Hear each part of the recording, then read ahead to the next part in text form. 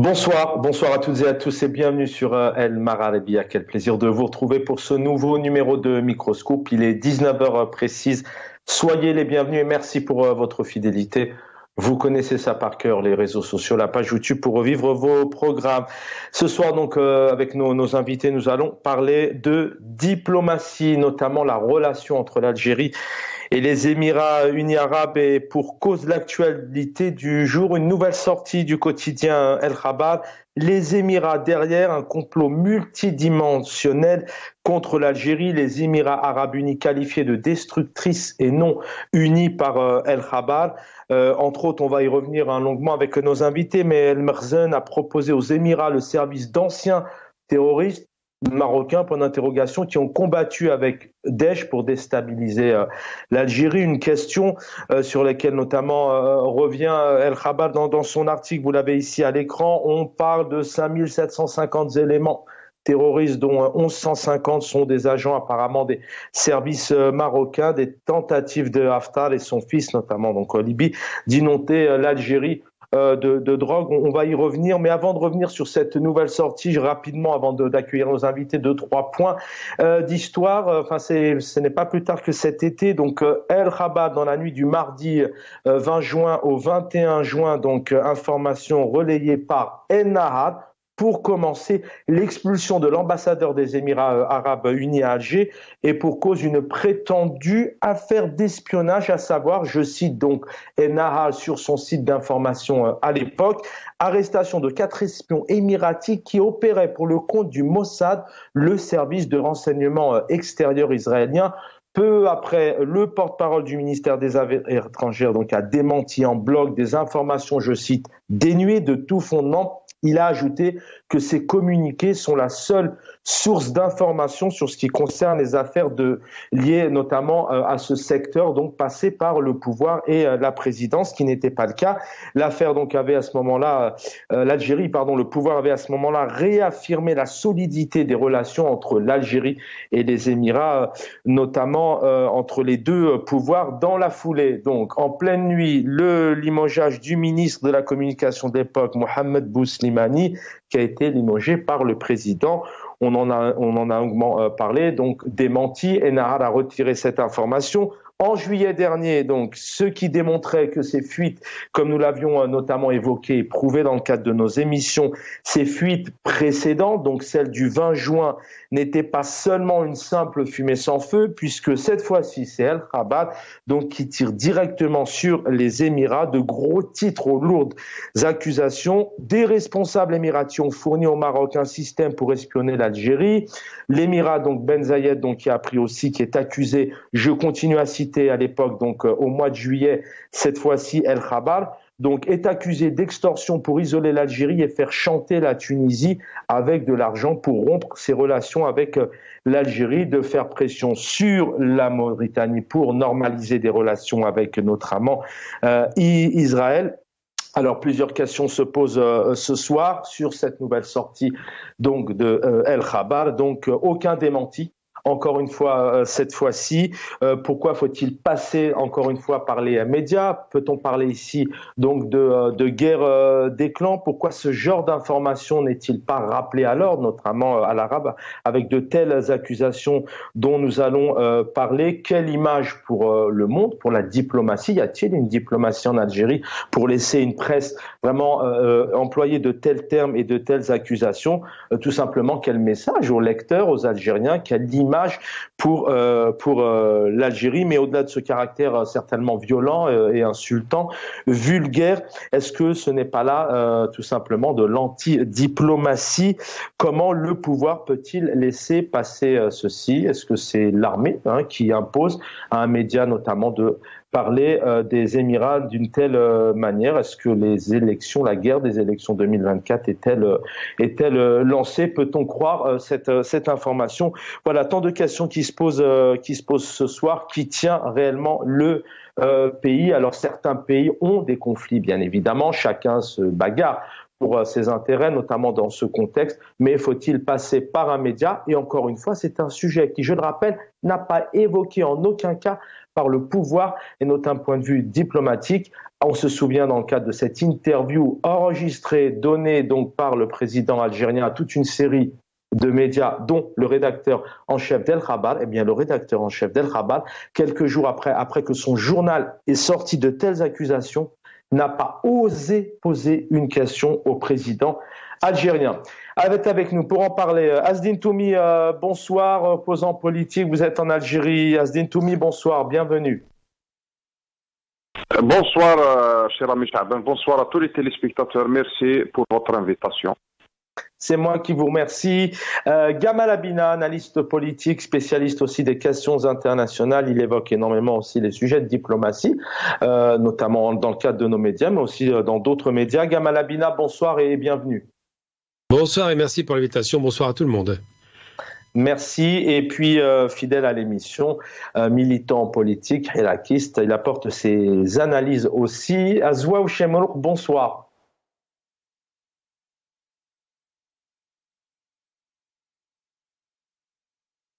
Alors, je pense que vous êtes en mute, cher Azwa Ouchemrouk. Oui, merci, c'est ça. Rebonsoir. Oui, bonsoir Chavan. Donc je disais bonsoir Chavan, bonsoir à vos téléspectateurs, bonsoir à vos invités, bonsoir à toute l'équipe technique et merci pour l'invitation. Merci à tous les trois. Voilà, le titre de l'émission s'affiche, les Émirats accusés à nouveau de complot entre guillemets. Complot, d'ailleurs, on va y revenir, je vais y arriver ce soir, puisque c'est un mot qui est aussi employé énormément par le régime et le pouvoir algérien maintenant depuis plusieurs décennies. Peut-on s'y parler peut-être de subversion? Est-ce que c'est vraiment un sujet important sans lequel, est-ce que ce sujet-là n'est-il pas instrumentalisé? Est-ce que réellement il y a un conflit entre les deux États? Voilà, contre l'Algérie. Alors c'est El Khabar ici, mais est-ce que derrière ce n'est pas le pouvoir donc indirectement qui utilise le média? Azdine Toumi, place à nos invités de l'étranger. Vraiment, merci encore une fois d'être présent. Quand on est en Algérie, c'est pas facile non plus de s'exprimer. D'ailleurs, je rappelle que El Khabar, n'a jamais aussi titré un peu des grosses actualités, notamment dans le sens du Hirak ou dans le cadre de cette répression que subissent certains militants. Azdine Toumi, on va rentrer tout de suite dans le vif du sujet. Bon, vous pouvez dire deux mots, bien évidemment, peut-être sur cette presse qui n'est pas intimidée, pas de reprise à l'ordre, notamment par l'arabe, qui, je rappelle, régule la presse en Algérie. Mais de telles accusations, comment le pouvoir peut-il laisser passer de tels mots, de tels messages, je rappelle, d'une telle vulgarité? Est-ce que c'est là aussi anti-diplomatique totalement? D'abord, bonsoir et bonsoir à vos invités. C'est pas la première fois qu'il y ait des excès de langage. D'abord, commençons par le titre.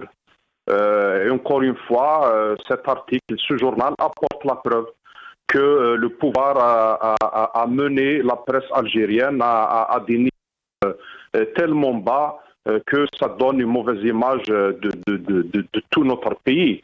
Donc voilà ce qui reste de la presse après la campagne violente contre les journalistes libres, contre la presse libre, à coup de chantage d'abord social, économique avec la publicité, etc. et à coup de chantage par rapport aux libertés avec des affaires en justice, etc.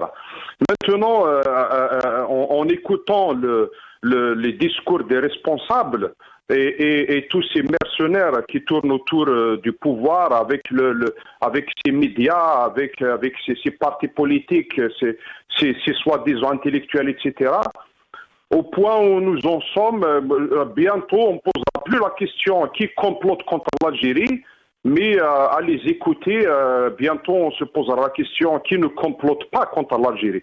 Moi je pense que le peuple algérien en a assez de cette histoire de complot, de menaces extérieures, etc. Ça c'est un phénomène naturel que subissent tous les pays du monde. Et je trouve dramatique pour notre pays. D'abord, je profite du fait que ça me rappelle le 1er novembre pour rendre hommage à nos valeureux martyrs et ceux qui ont fait la révolution et à tous ceux qui se sont battus après la révolution pour que le rêve de l'Algérie indépendante et souveraine soit démocratique et sociale, soit une réalité parce que ça a été le rêve de nos ancêtres. Donc au moment où nos ancêtres faisaient une révolution qui est exemplaire dans le monde de l'époque, face à une armée parmi les plus importantes, les plus puissantes de l'époque. Il y avait des pays que l'Algérie se voit aujourd'hui menacée par leur complot, etc. C'était des oasis éparpillées dans le désert. Moi, je pense qu'aujourd'hui, il faut regarder vers l'avant. L'Algérie doit occuper une place beaucoup plus importante que ça sur le plan diplomatique.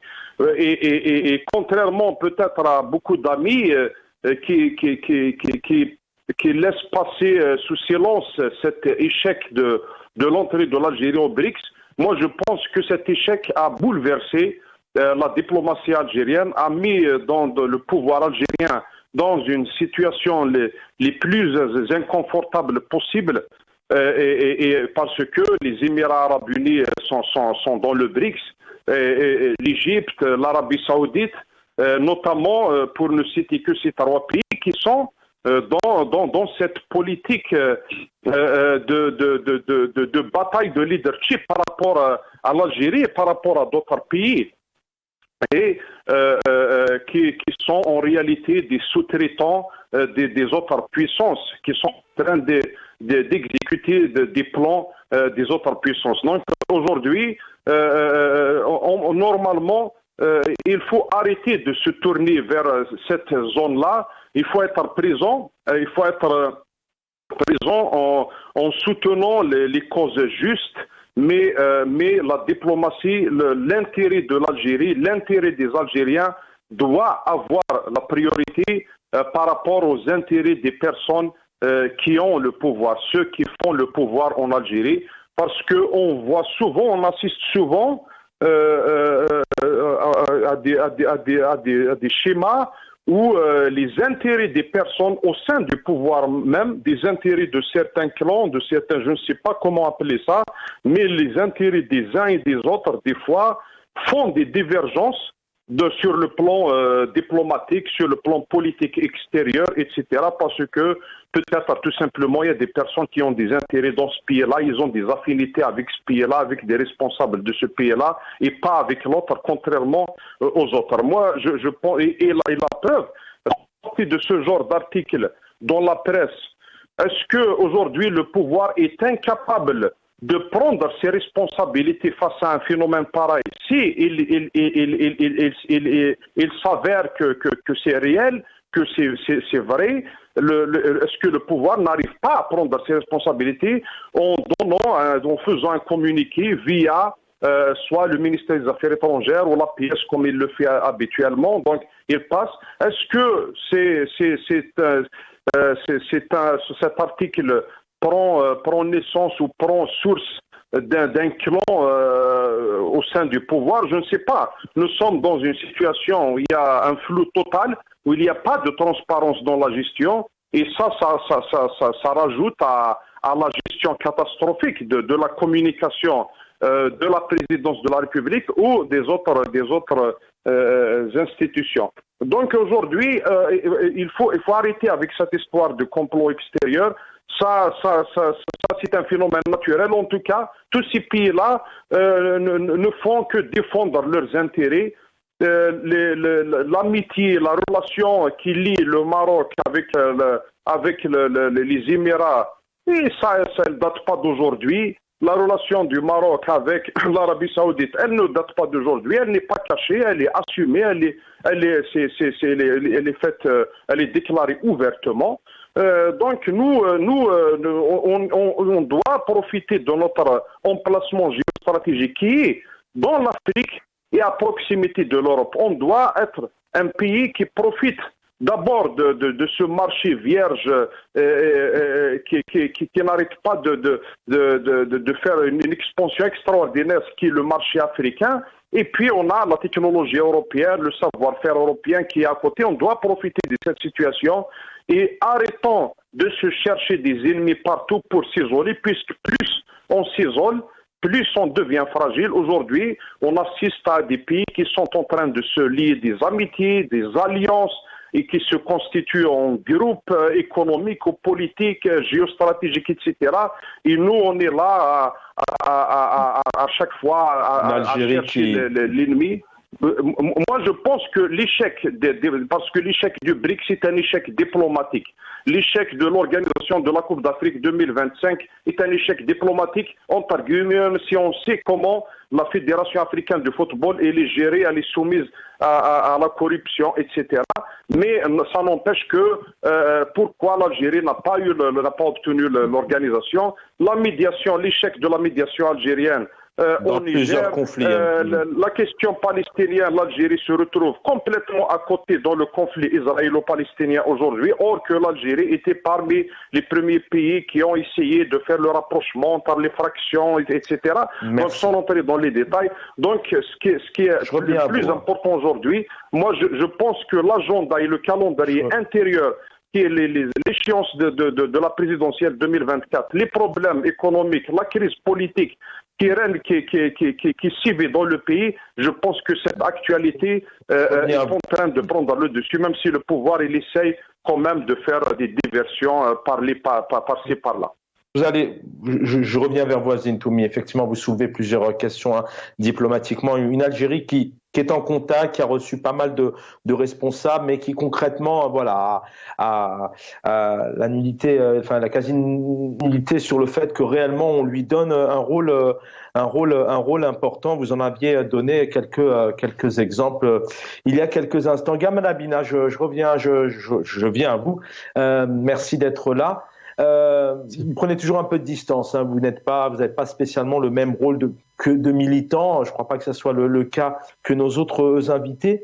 Mais avoir peut-être votre regard, vous êtes homme de médias, comment dans un pays aujourd'hui comme l'Algérie, où d'abord on a une Algérie nouvelle qui est annoncée par le président algérien, le citoyen au cœur, toute une série de manifestations, d'événements, une armada de congratulations avec notamment la sphère médiatique. Comment vous expliquez qu'aujourd'hui le pouvoir qui a l'habitude de rappeler à l'ordre, voire de faire fermer des médias, n'intervient pas, que l'arabe, qui est donc l'autorité qui régule les médias, n'intervient pas d'abord sur cette façon de faire, d'attaquer comme ça, peut-être même limite appel à la violence, ça crée peut-être la discorde. Quelle analyse vous faites de ce pouvoir algérien qui laisse passer ça ? Là, pour le coup, c'est plutôt une bonne nouvelle qu'il n'intervienne pas sur un journal privé comme El Khabar, parce qu'il y a des raisons de lui en vouloir à ce pouvoir sur la question de la liberté de la presse. Et là, en l'occurrence, il n'intervient pas et c'est très bien. C'est un signal intéressant. La question que je vous pose, c'est qu'habituellement, elle intervient. Donc, vous pensez bien que dans ma question, il y a une sous-question qui fait que là, pourquoi le pouvoir ne dit pas mais stop, non, c'est pas possible d'entendre ça. Oui, mais là, justement, s'ils n'interviennent pas, c'est qu'il y a des raisons diplomatiques sous-jacentes. Il y a de la pression psychologique, il y a beaucoup de choses qui jouent pour beaucoup. Il y a un rapport délétère, il ne faut pas se raconter l'histoire. Et d'amour et de haine, clairement, on peut en parler entre les Émirats et l'Algérie. Prends un exemple très concret. En termes d'investissement, les Émirats arabes unis sont très, très présents en Algérie, particulièrement dans le secteur militaire, on le sait, avec la fameuse fabrication de véhicules blindés sous l'enseigne de Mercedes-Benz. Donc ça, c'est pas mal. Et de l'autre côté, on a effectivement une relation très proche entre les Émirats et le Maroc qui déplaît aux Algériens, ce qui est normal. Et parallèlement à cela, donc il y a un rapport d'investissement des Émirats en Algérie qui plaît au pouvoir. Le rapport international ne plaît pas au pouvoir. Par exemple, la question palestinienne, évidemment, où ils ont signé les accords d'Abraham, ce qui ne plaît pas à l'Algérie, où ils ont reconnu la possession du Sahara occidental par le Maroc, ce qui ne plaît pas à l'Algérie, et surtout, et c'est le plus grave, sur la question libyenne. C'est-à-dire que Haftar, qui est un ennemi déclaré de l'Algérie, il l'a dit lui-même. Si l'Algérie continue à lui poser problème et risque d'attaquer, bon, c'est ridicule, mais il l'a dit. Ça n'a pas été oublié.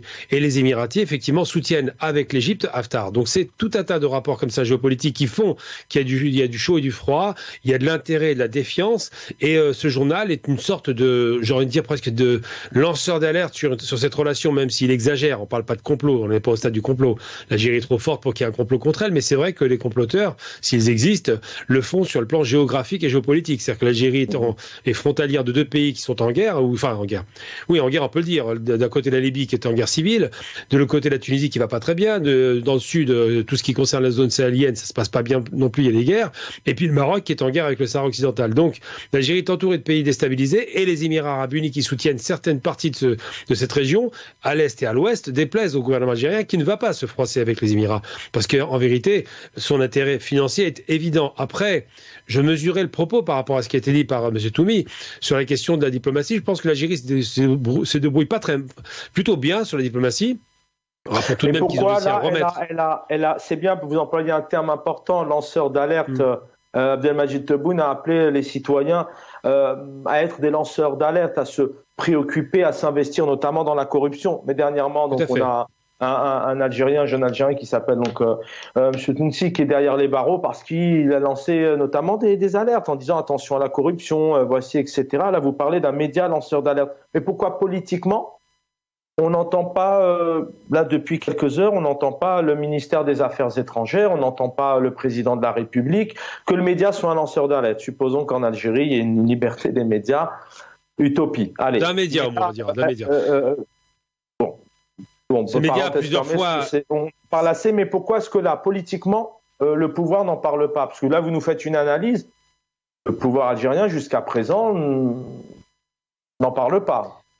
Oui, non, il n'en parle pas parce qu'il laisse faire. En vérité. Il y a toujours des rapports particuliers dans la politique. Il y a d'un côté ceux qui instrumentalisent de façon directe, et d'autre côté, on parle par exemple l'APS, c'est le pouvoir directement, et de l'autre côté, des journaux qui sont un peu plus indépendants, qui ont une certaine marge de manœuvre. Vous parlez de cette diplomatie, vous dites qu'elle est, on fait un petit échange comme ça, à bâton rompu, désolé, mais c'est vrai que vous dites, vous êtes un peu controversé sur les éléments d'Azdine Toumi en disant que cette diplomatie, elle est plutôt basée quand même sur certains fondements, comme vous venez de l'évoquer, mais pourquoi est-ce qu'à un moment donné, Abdelmadjid Tebboune a dit ne reprend pas en disant mais stop, on a une diplomatie, voilà nos rapports avec les Émirats arabes, voilà nous en sommes, ne dites pas n'importe quoi. Pourquoi il ne prend pas position? Pourquoi on ne les entend pas? Est-ce que ça, c'est pas signe aussi d'une diplomatie qui navigue à vue, d'une fragilité? On a aussi un pouvoir qui, en termes de diplomatie, on va donner la parole juste derrière Azouaf Chemnouk qui va intervenir, mais on a aussi un pouvoir, un régime algérien, Abdelmadjid Tebboune, qui nous parle de son chef d'état-major, qui nous parle d'une puissance, d'unité,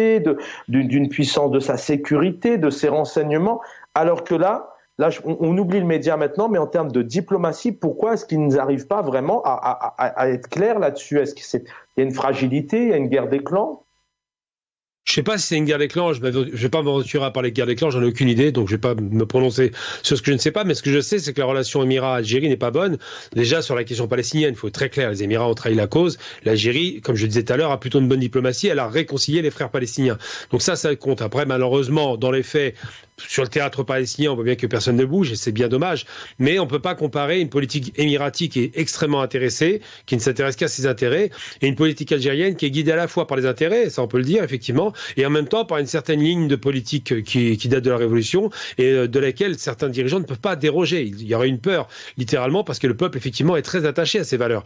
Donc il y a plusieurs aspects, effectivement, à prendre en considération, mais la question diplomatique en termes politiques, si un journal interne qui est privé dit du mal d'un pays, dans l'absolu, j'ai envie de dire, c'est pratiquement à la limite une bonne chose qui ne dise rien. Parce que le journal a le droit de dire ce qu'il veut. J'aimerais que ce soit plus élargi, évidemment. Que tous les journaux on va donner la parole à Azouaf Chemnouk, mais à la fois, là, vous savez très bien que par expérience, quand un média balance des choses comme celle-ci, dans n'importe quelle démocratie, en général, les pouvoirs, tout de même, pour ne pas laisser aussi les autres médias spéculer, pour ne pas laisser les Algériens aussi peut-être dans une crainte, etc. En général, les pouvoirs concernés répondent derrière, démentent, etc. Je reviens à vous dans quelques instants. Absolument.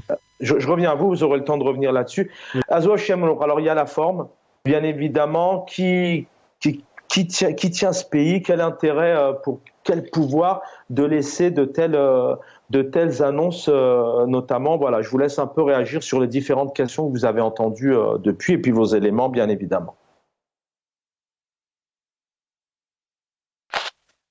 Oui, j'aimerais juste dire avant, c'est que ce qui m'a frappé, c'est que sur la forme, c'est que c'est la vulgarité des propos avancés dans le journal Khabar, alors que le journal Khabar était réputé par son professionnalisme et par sa retenue dans les propos qu'il tenait il y a quelques années. Mais malheureusement, le Khabar est rentré dans une espèce d'apprivoisement des médias algériens, et était parmi les derniers justement remparts de la liberté d'expression, notamment à côté de l'Khabar et de l'Ouatan et d'autres médias malheureusement. Mais après 2019, c'est qu'on a vu, c'est-à-dire cette campagne du pouvoir algérien qui n'avait peur de rien du tout. Hein. Il faut le rappeler. Même il n'avait pas peur des puissances étrangères. Donc il faisait ce qu'il voulait.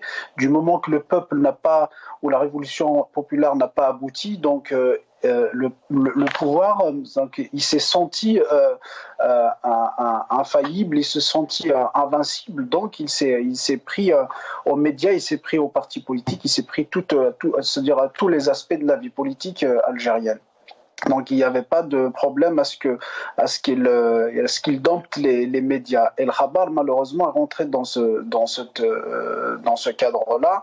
On le voit aujourd'hui avec des propos d'une telle vulgarité que, à mon sens, ça nécessite une sanction, parce qu'on ne peut pas tenir des propos comme ça, d'une manière irresponsable, quoi. Donc, mais si vous voulez, d'ailleurs, pour répondre à votre deuxième partie de votre question, pourquoi on l'a laissé faire ? C'est-à-dire que, à mon sens, c'est que c'est des injonctions. C'est-à-dire, c'était pas un article, on va dire, indépendant ou d'un journaliste qui a mené des investigations pour arriver à ces informations qui sont, à mon sens, très très dangereuse quand même. C'est-à-dire, il parle d'un complot contre un État, d'un complot avec un complot même terroriste contre l'État algérien ou contre l'Algérie. Donc, il ne s'agit pas d'une investigation d'un journaliste. Il s'agit, à mon sens, comme je le doute pas du tout une seconde, d'un clan dans le pouvoir. Donc il a donné des injonctions, comme il a été fait depuis des mois, parce qu'il faut le rappeler que la relation entre les Émirats arabes unis et l'Algérie était au beau fixe à un moment, c'est-à-dire était même excellente pendant l'ère de Bouteflika, parce que vos invités venaient de le rappeler, notamment sous l'ère de Bouteflika, avec des marchés militaires, avec des marchés, c'est-à-dire dans le secteur économique. Les Émirats avaient quand même une main mise sur une partie de l'économie algérienne de plusieurs façons. Et avec la venue de Tebboune, les choses ont l'air de changer. Il y a quelques mois, c'est-à-dire que les relations ont basculé vers le rouge, si j'ose dire. Donc notamment avec les médias, les insultes et les attaques par les médias interposés. Donc le conflit est sorti au public pour qu'il soit traité par les médias. Et je peux être, je voudrais pas, c'est-à-dire m'avancer là-dessus, mais je pense que ça doit être un des clans qui se battent aujourd'hui, notamment. Justement, comment vous le En ce qui concerne les élections 2024, qui a donné des injonctions à Al-Khabar, comme il l'a fait avec d'autres journaux, comme il l'a fait avec le Khabar il y a quelques semaines, de dire ça des Émirats arabes unis. Oui, sans spéculer, mais on essaye aussi de comprendre, hein, pour les personnes qui ne maîtrisent pas spécialement un peu comment fonctionne l'Algérie. L'Algérie est un pays qui réagit rapidement, hein. On rapatrie tout de suite son ambassadeur, parfois pour des choses qui sont parfois peut-être pas aussi importantes, des réactions disproportionnées. Aussi, on intervient rapidement parfois pour des journalistes qui font de simples articles en analysant. Comment là vous évoquez aussi ce terme un peu de clan 2024. Comment vous expliquez qu'aujourd'hui, effectivement, que politiquement, On parle du média, effectivement, les choses ont été dites, mais politiquement, le président algérien ou le ministère des Affaires étrangères ou le chef d'état-major ne prend pas position en s'exprimant. Ils le font habituellement. C'est un pays quand même qui un pouvoir, un régime du moins qui intervient sans s'exprimant, parfois en arrêtant, parfois en faisant appel à la répression. Mais là, vous avez vraiment un silence politiquement, on n'entend personne. Comment vous l'expliquez ça ? Justement, comment l'expliquer ? C'est ce qu'il laisse sous-entendre que ça a été une injonction par les hautes autorités de l'État. C'est-à-dire que si c'était c'est-à-dire à l'insu ou si c'était pas voulu par les gens qui sont au pouvoir, peut-être que les représailles seraient rapides et seraient féroces, comme on dit. Mais là, si on a laissé faire, c'est que parce que il y a l'approbation des hautes autorités de l'État, notamment Tebboune. Moi, je pense que Tebboune a plusieurs raisons. C'est-à-dire que il y a plusieurs raisons qui laissent à ce que les relations se détériorent entre l'Algérie de Tebboune en comparaison à celle de Bouteflika, notamment le conflit personnel qui existe entre Tebboune et Saïd Bouteflika actuellement avec son frère, c'est-à-dire Abdelaziz avant sa mort. Donc je pense que les relations qui étaient extrêmement excellentes avec le clan de Bouteflika a rendu possible la détérioration de les relations entre Tebboune et les Émirats arabes unis. Je pense que peut-être, je dis ça sans spéculation, c'est que les Émirats arabes unis, elles sont dans une logique d'intérêt, comme c'est bien expliqué votre invité, et elle voit que ses intérêts avec Tebboune sont en danger. Donc, peut-être ils essayent avec ses influences, avec ses pouvoirs, de jouer sur les élections de 2024, notamment de mettre en place ou de désigner quelqu'un qui serait proche ou qui serait indulgent face c'est-à-dire aux Émirats arabes unis, notamment qui garantirait, je parle conditionnel, les intérêts de ce pays, notamment c'est-à-dire des intérêts sur le territoire national ou sur les intérêts dans c'est-à-dire la région, notamment en Libye, notamment en Maroc et voilà, en Tunisie. Merci. Je reviens à vous, Chemour. Azine Toumi, une réaction peut-être aussi sur cette question. Vous nous avez dressé il y a quelques instants effectivement un bilan peut-être de cette diplomatie, mais Abdelmadjid Tebboune, il n'est pas attaqué indirectement ici, notamment hier on l'a vu à Djelfa où il a tenté 4 ans après d'aller visiter une wilaya. C'est un pouvoir tout de même qui parle des autorités, un régime qui parle d'une puissance, un pays uni, l'armée, le peuple, le pouvoir, le gouvernement, etc. Si vraiment il s'avérait qu'il y avait des problèmes, comme il pourrait y avoir entre plusieurs pays aujourd'hui, et puis je pense que c'est le cas, est-ce que ce pouvoir n'est-il pas fragilisé? Est-ce que réellement il a une telle puissance en termes de renseignement, en termes de sécurité extérieure, intérieure, au niveau aussi de son armée, puisque là on ne veut pas faire peur aux Algériens, mais on évoque quand même El Khabar évoque quand même des sujets importants. Tout régime qui ne tire pas sa légitimité du peuple ne peut être que fragile. Et ça, les puissances occidentales ou orientales le savent pertinemment. C'est pour ça que ces puissances-là se permettent de venir pour changer les cartes, pour redistribuer les cartes, etc. dans certaines régions, notamment en Afrique du Nord ou au Moyen-Orient. Mais j'aimerais revenir sur le point de la diplomatie, parce que moi je pense que la diplomatie algérienne avait toujours des fondamentaux qui n'ont jamais changé, notamment sa position par rapport à la Palestine, par rapport au Sahara occidental, ses relations avec la France, avec les États-Unis, avec la Russie, etc. Quand il y a des hauts et des bas, mais il y a des fondamentaux.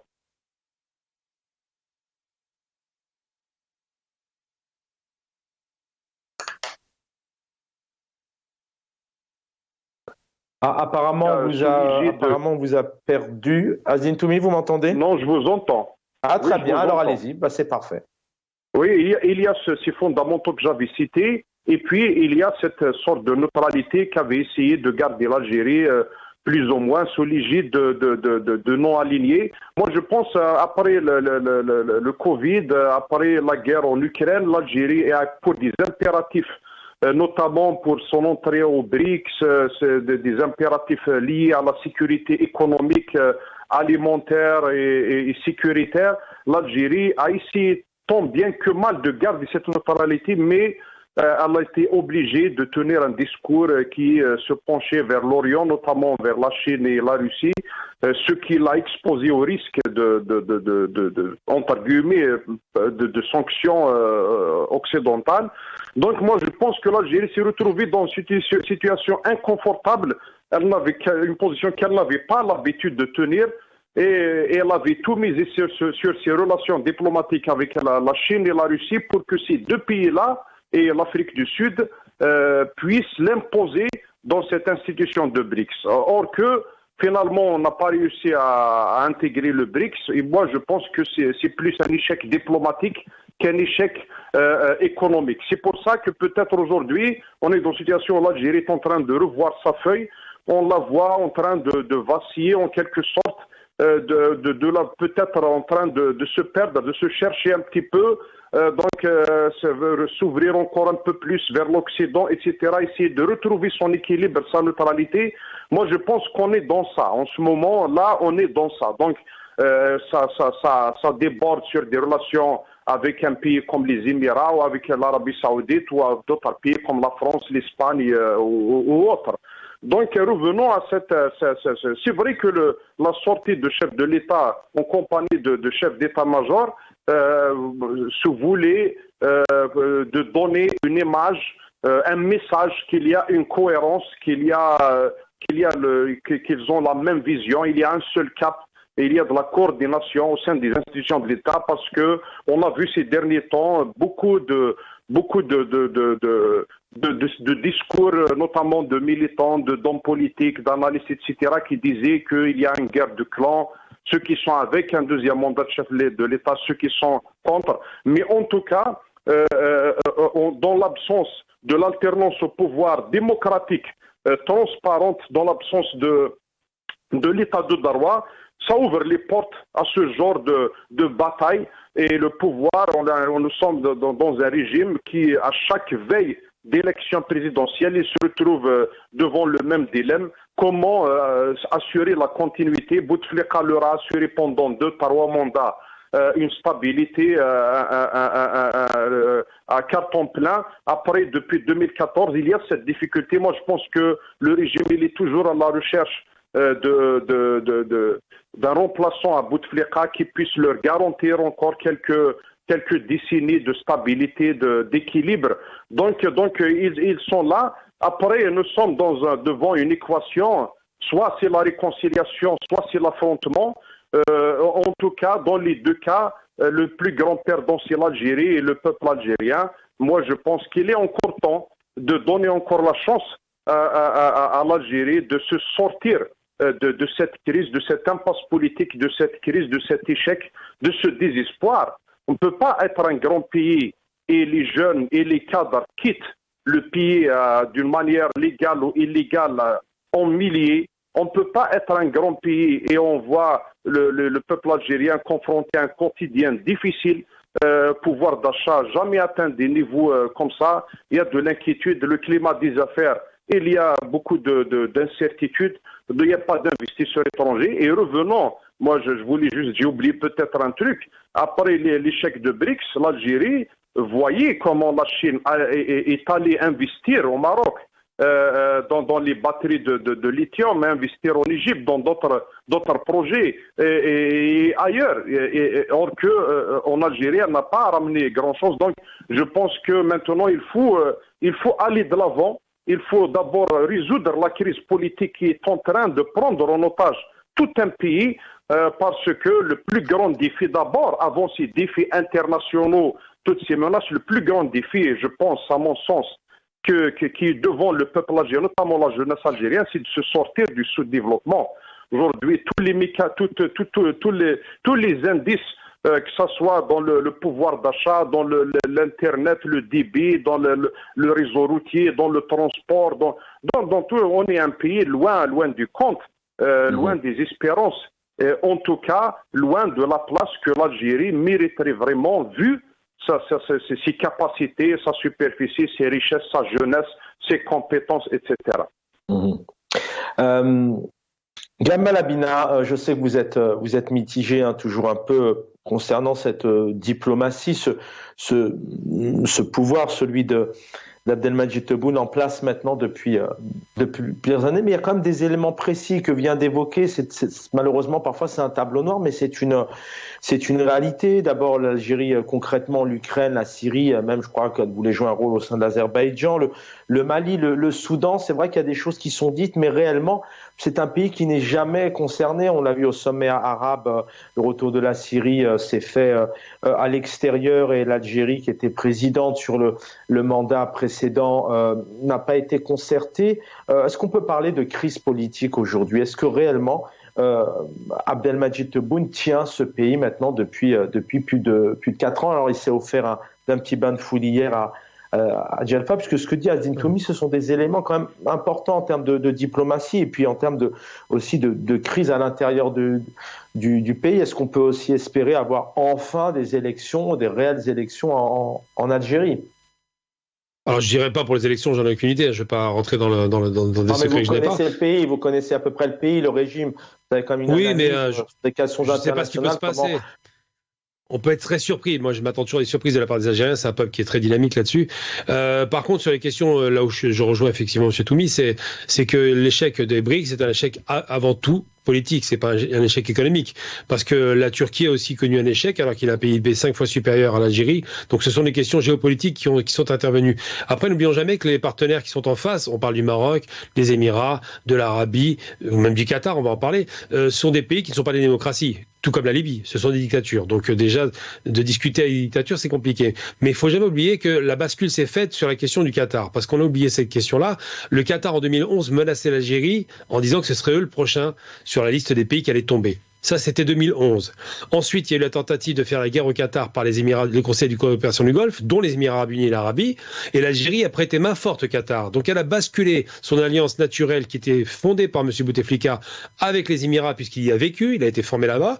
Ça a basculé en faveur du Qatar. Donc, ces rapports géopolitiques sont des rapports clairement de défiance qu'on observe dans le Moyen-Orient et qu'on observe aussi en Afrique du Nord. Quand l'Algérie, par exemple, présente la candidature, il ne faut jamais l'oublier, 6 mois avant de la Syrie, elle est actée 6 mois plus tard, parce qu'effectivement, on ne veut pas dire que c'est l'Algérie qui a réussi, mais l'initiative était algérienne. Ensuite, ce qui concerne la Palestine, c'est pareil, l'Algérie l'a remise au centre du débat dans sa rencontre des chefs arabes par rapport à la Ligue arabe, et c'est elle qui a remis au centre du débat les questions palestiniennes.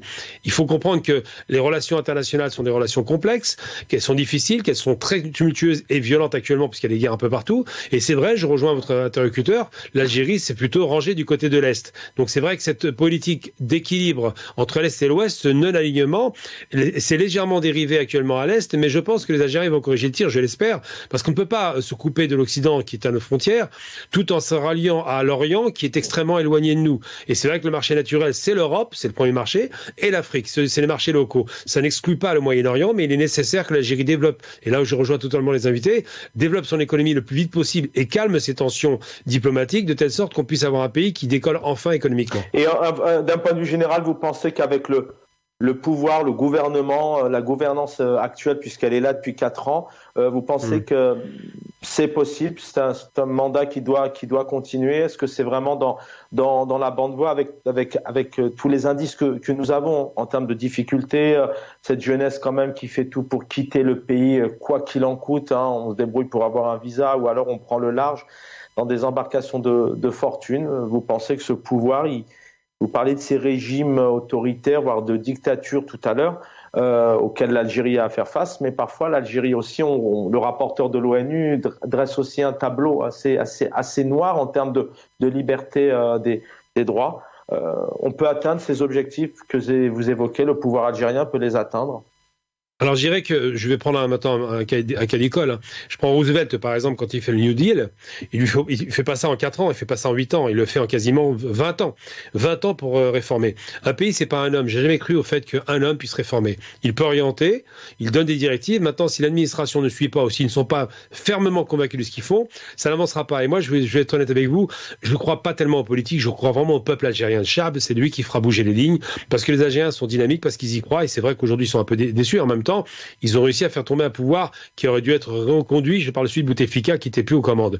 Donc on est capable de tout, on est capable de surprendre, on est capable du meilleur comme du pire, et j'espère qu'on va vers le meilleur tout simplement. Je ne vais pas me prononcer en disant oui ou non, j'en ai aucune idée pour tout vous dire, je l'espère, je suis comme vous, on aime notre pays, on veut qu'il évolue dans le bon sens, donc j'espère effectivement qu'ils sont capables de ça.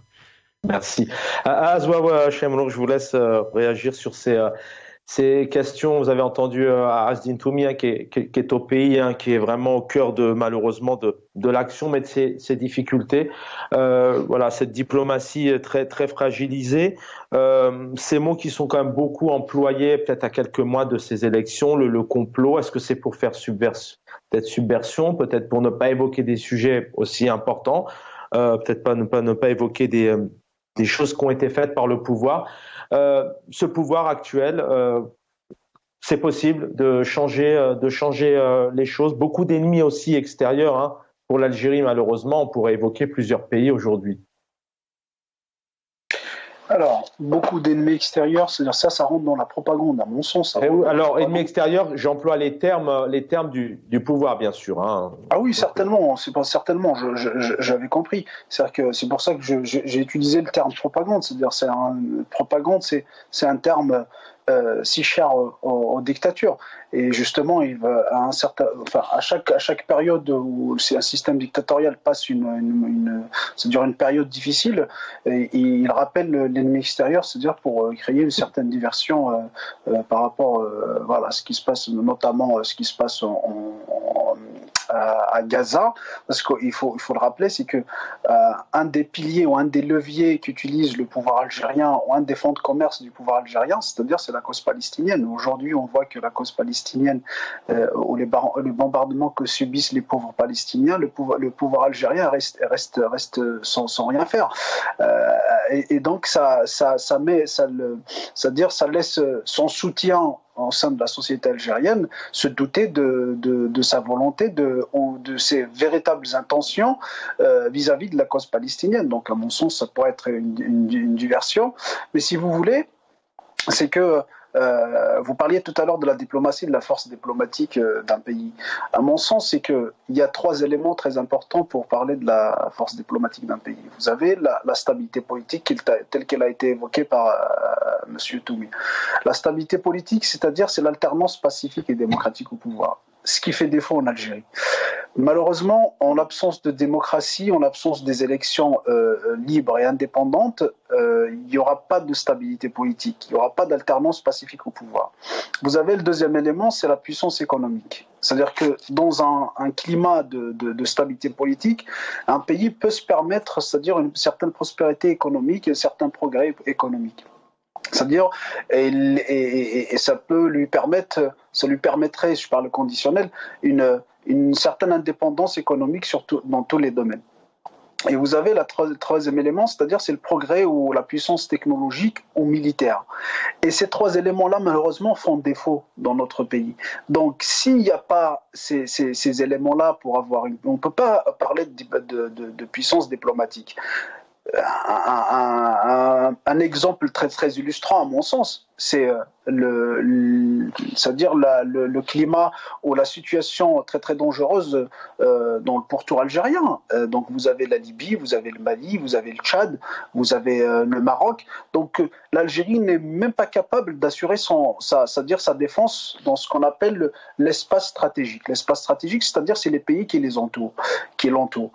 Et donc, on ne peut pas parler d'une puissance diplomatique si on n'arrive même pas à sécuriser, c'est-à-dire à s'immiscer, soit que ce soit militairement, que ce soit diplomatiquement, dans les pays qui nous sont, c'est-à-dire très très proches. En Libye, on le voit, c'est-à-dire avec l'émission de tous les pays du monde. On a vu la Turquie, le Qatar, les Émirats arabes unis, tous les pays s'immiscent sans que Alger puisse faire quelque chose. On l'a vu au Mali, avec même l'intervention militaire des Français, on a ouvert notre ciel, notre espace aérien à la France. C'est-à-dire sans que on a bombardé la Libye, la France avait bombardé la Libye sans que Alger puisse dire quoi que ce soit.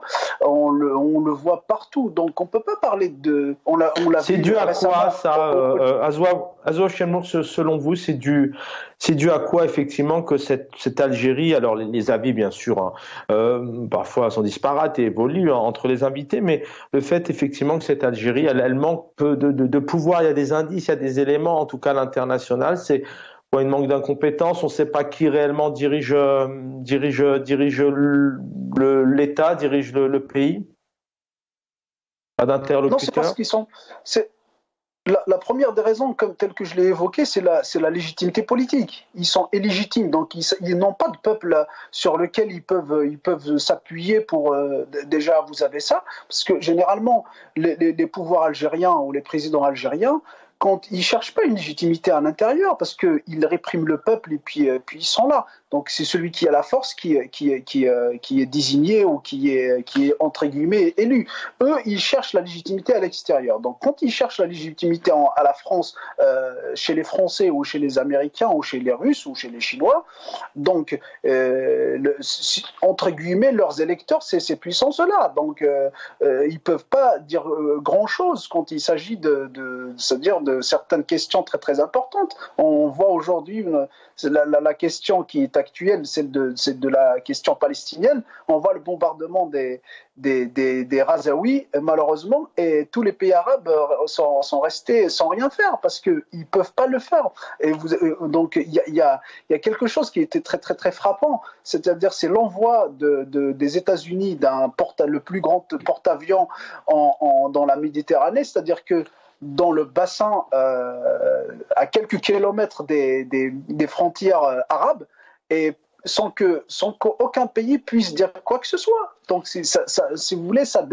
montre, c'est-à-dire la faiblesse des diplomatiques, parce que ces dirigeants-là, ils ne sont pas élus par leur peuple, sur lesquels ils peuvent s'appuyer si jamais demain il y a un problème, c'est-à-dire il y a un conflit international, mais ils sont désignés ils cherchent la légitimité. C'est-à-dire chez les puissances étrangères. Je vous rappelle juste à titre d'anecdote, c'est que avec l'élection de Morsi, qui est un frère musulman, bon, idéologiquement je suis contre, avec l'élection de Morsi, le général qui a repris aujourd'hui, comment il s'appelle, le Sisi, Abdel Fattah Sisi, qui a repris le pouvoir aujourd'hui, il était son chef d'état-major. Il a été reçu par l'ambassade des États-Unis au Caire, je crois, des dizaines de fois, pour vous dire, c'est-à-dire pendant le règne de Morsi. C'est juste pour vous dire les injonctions qui ont été reçues par les puissances étrangères, donc Sisi ou Tebboune ou quelqu'un d'autre, ils ne sont pas légitimes, donc ils ont leur légitimité, ils la puisent de l'étranger. Merci Azwa Chemour. L'Algérie, Azdine Toumi est avec nous. Azdine Toumi, je vous laisse le mot de la fin. On peut revenir un peu s'il y a des éléments qui vous semblent importants. Vraiment une petite minute, je vais devoir rendre l'antenne. Oui, effectivement, parce que vous m'avez posé la question tout à l'heure sur la sortie de chef de l'État et sur tous ces échecs sur lesquels on avait discuté depuis tout à l'heure, le BRICS, la compétition de la Coupe d'Afrique, etc. Mais il y a ceux qui veulent réduire l'échec à la seule personne de chef de l'État. L'échec n'est pas l'échec d'une personne, parce que dès qu'on commence à croire à ça, c'est le début de la manipulation, c'est l'échec de tout un système qui a échoué à trouver des solutions, qui n'arrive pas à trouver les solutions aux crises que vit l'Algérie, notamment la crise politique, économique, sociale, sportive, à tous les niveaux. C'est un régime qui est incapable de gérer ce pays. Il est en train d'être dépassé par les événements, d'abord intérieurs et puis par les événements extérieurs. Donc, je pense qu'il est temps de mettre l'Algérie sur une vraie transition démocratique et donner une chance à cette Algérie tant qu'il est encore temps. Tant qu'il est encore temps, une transition démocratique. En tout cas, c'est ce que souhaite et c'est ce qu'a démontré ces millions d'Algériens aux quatre coins du monde depuis maintenant plusieurs années, mais fortement depuis 2019. Dans quelques instants, merci Azdine Toumi, merci infiniment. Gamal Abina, merci pour votre présence et vos expertises et pareillement pour Azwa Chemour. Plaisir de vous avoir reçu tous les trois. Dans quelques instants, Jamel Taleb pour El Umq, l'occasion vraiment d'approfondir encore ce sujet. Merci infiniment à l'équipe technique. Demain soir, vous aurez le plaisir de retrouver mon ami confrère Nasser Djoudi. Bonne soirée à tous.